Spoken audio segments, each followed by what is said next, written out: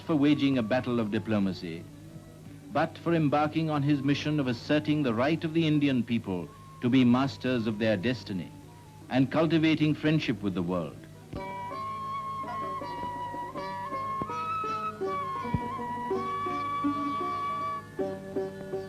Accompanying Gandhi were two fellow delegates, Sarojini Naidu and Madan Mohan Malaviya.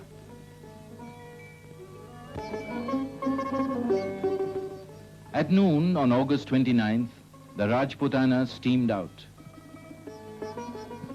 Jawaharlal Nehru watched the ship that carried the sole representative of 1/5 of the human race to the Arabian Sea and the far west.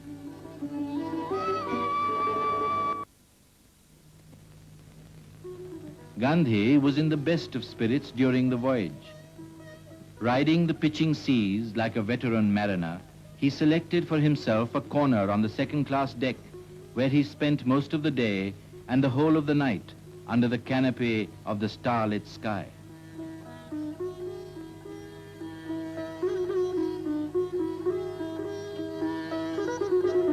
The quaint traveler carried the scantiest of luggage and scrupulously observed his daily routine on board the ship.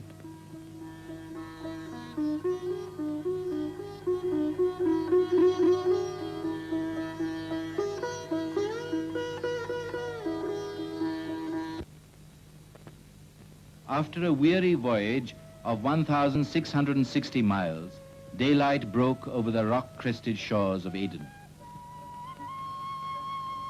Gandhi steered the Rajputana into the first port of call. "I hope I do not capsize the boat," he remarked as he turned the wheel.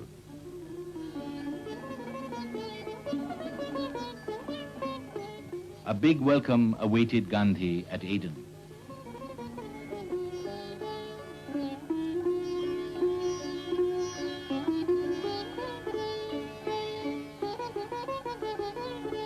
He arrived at the citizens' meeting to receive an address of welcome and a purse.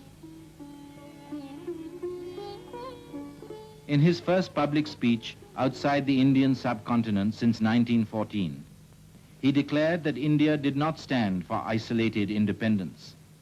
1/5 of the human race becoming free through non-violence and truth can be a great force of service to the whole of mankind. He extolled the simple way of life associated with the Caliphs and told the Arabs to help solve the Hindu-Muslim problem.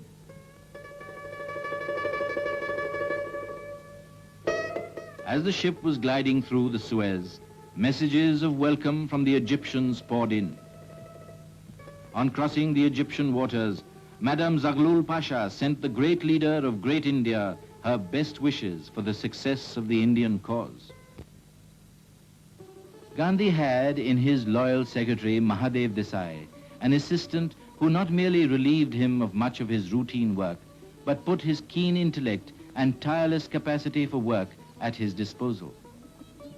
Mahadev's devotion to Gandhi was complete, and Gandhi's affection for him deep and unbounded.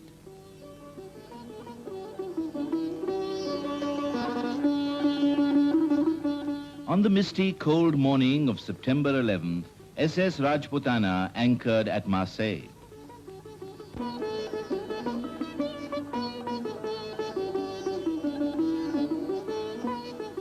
When the spiritual ambassador of India alighted on the soil of war-weary Europe, he was hailed with shouts of "Vive le Gandhi!"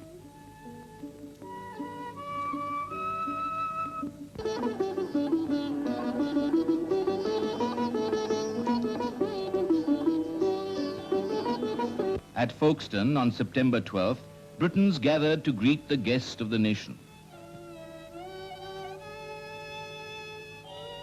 Gandhi landed on British soil with thoughts of the hard task ahead. "I am here to vindicate the honor of India and to uphold truth as I see it, for I believe it is the keystone of life."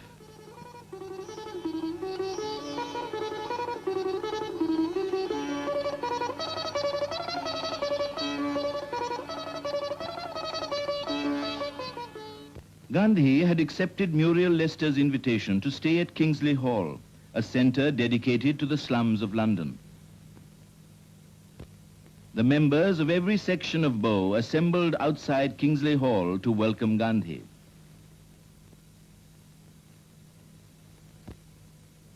The Pearly King, accompanied by his son and daughter, came to pay respects to the distinguished visitor in his domain.